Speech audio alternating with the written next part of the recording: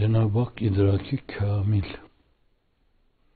firaseti kamile, fetaneti tamme, izanı tam, lütfeylesin. Her şeyin mahiyetü nefsül emniyesiyle görmeye muvaffak eylesin.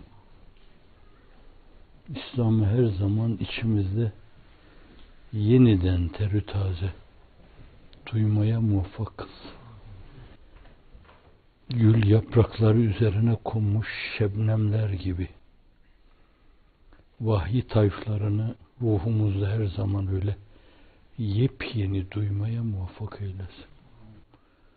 Bunun için insanların sürekli kendilerini de yenilemeleri, duygu ve düşünce formatlarıyla oynamaları, kendi çağlarına göre her gün daha farklı bir zaviyeden hakikatlere bakıp, yahu ben bu hakikati böyle çok anlayamamıştım demek, daha farklı bir derinliği varmış bunun demek suretiyle sürekli tecdit. Enbiya-i İzam'la Allah Celle Celaluhu nübüvvet çerçevesinde hep tecdit yapmıştır.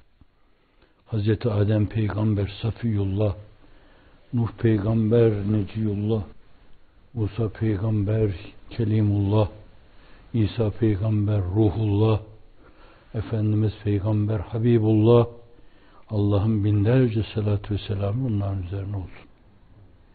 Ama gördüğünüz gibi bunların hepsinde zamana göre, şartlara göre farklılıklar var. Usulde, ümmahatta Allah'a iman, vahye, peygambere iman, haşr-ı neşre iman sabit.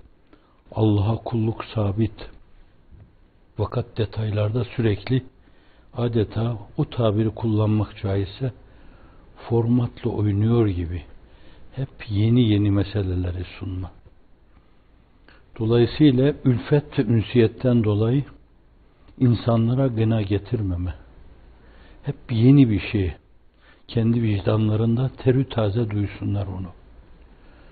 Sonra büyük evliya ile devam etmiş. Daha ilk asırlarda öyle diyorlar. Tecdit tarihini yazanlar Ömer bin Abdülaziz.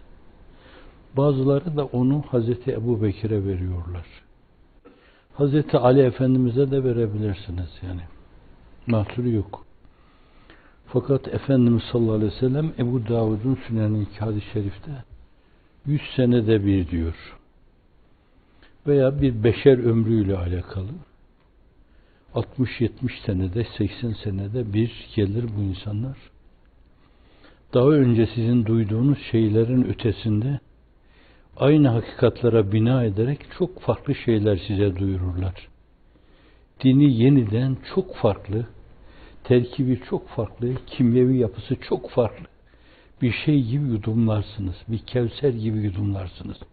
Oh be ne lezzetmiş bu dersiniz. Yenilenme mevzu yani. Ömer bin Abdülaziz diyor tecdit tarihini yazanlar yani. Onlar arasında bilinenlerden İmam Gazzali yine. Tus'ta 1058'de dünyayı şereflendirmiş. Ve yaptığı şeyler baş döndürücü. Daha sonra ihtilaflı, ittifaklı bir sürü müceddit gelmiş. Mevlana Halid Bağdadi gibi, İmam Rabbani gibi, 2. binin başında İmam Rabbani. 400 küsür sene evvel. Ve çağı da Cenab-ı Hak garip, yalnız, yetim bırakmamıştır.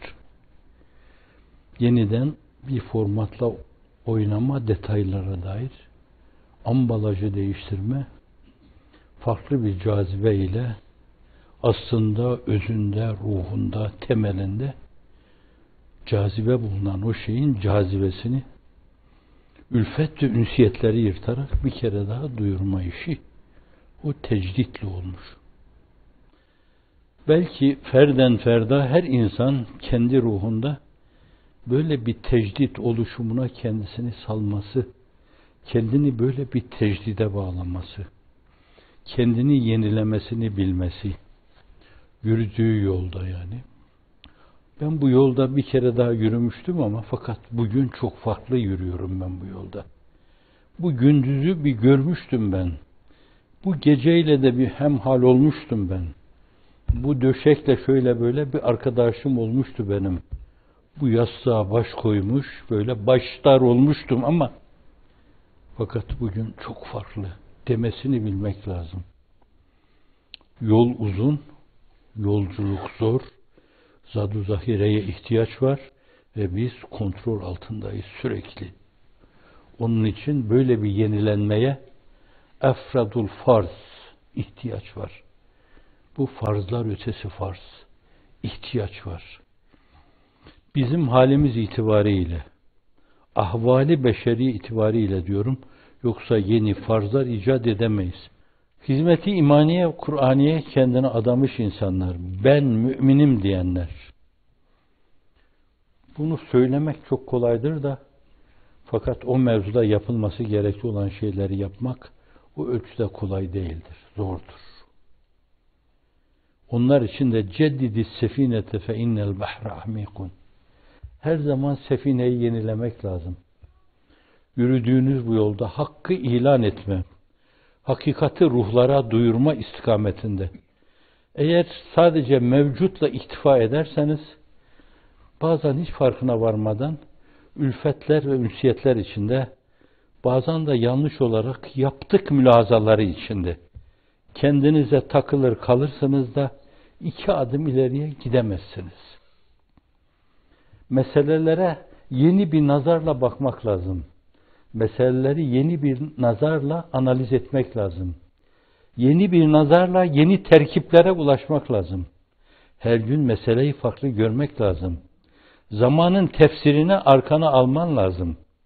Yerinde konjonktüre göre hareket etmek lazım.